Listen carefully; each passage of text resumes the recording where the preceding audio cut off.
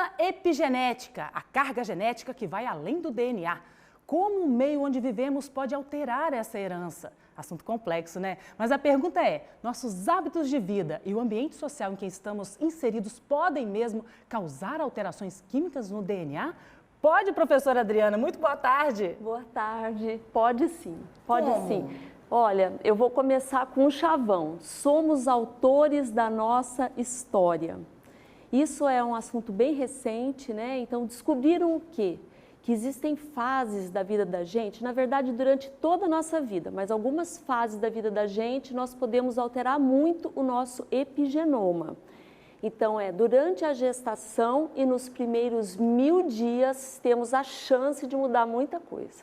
E aí, o que eu te pergunto, professora Adriana, é o seguinte, por exemplo, a gente está falando de um assunto complexo, mas é um assunto que pode cair por terra, né? Aquela questão de que o nosso DNA é imutável, é isso? Isso, a gente tinha aquela crença que a genética mandava em tudo, né? Mas descobrimos que algumas marcas que são feitas através do epigenoma podem modificar a expressão dos genes. Então, através da nutrição, por exemplo, vou dar um exemplo, a pessoa durante a gestação recebe marcas para poder ter uma doença cardiovascular lá com 60 anos. Só que durante a vida, ela tem a chance de confirmar essa marca ou de modificar essa marca. Ou seja, ela pode modificar uma tendência que ela tem. Agora, com relação aos nossos ancestrais, professora, por exemplo, meu tataravô, o que ele passou de estresse lá naquela época da escravatura, por exemplo, ou alguma doença que ele teve, pode me afetar hoje?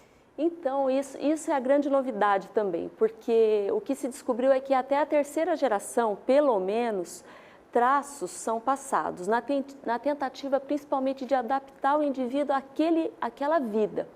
E como todos nós modificamos muito a nossa vida, nós temos hoje os ultraprocessados, agrotóxicos. Temos uma mudança muito grande, acredita-se que isso tem influenciado nesse boom de doenças novas que a gente está vendo muito. E a gente está falando também de doenças neurológicas, pode ser? Sim, a gente está falando de depressão, a gente está falando de estresse, a gente está falando de TDAH e de TEA, né? Transtorno do espectro autista. Então, tem muita coisa nova chegando.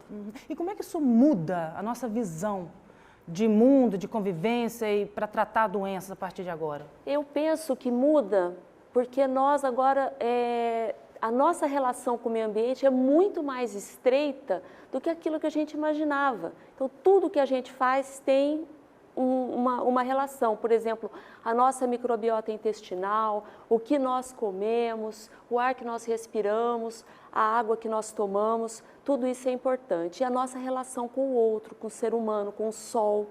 Então, isso nos faz parte da coisa, né? Uma outra curiosidade, professora, por exemplo, se a gente está falando antes dos nossos antepassados, isso pode ser cumulativo? Então, a gente está assim ainda muito fragmentado nesse conhecimento, mas, por exemplo, filhos de pessoas que sobreviveram ao Holocausto têm as mesmas marcas epigenéticas no DNA que seus pais, que passaram pelo Holocausto.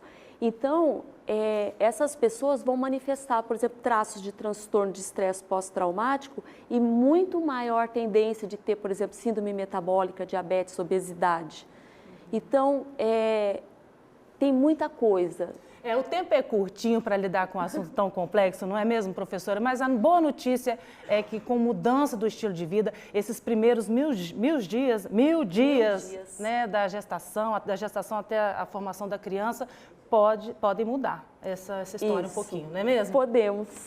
Obrigada, tá bom, professora? Obrigada. Parabéns aí pelo seu trabalho. Um beijo, gente.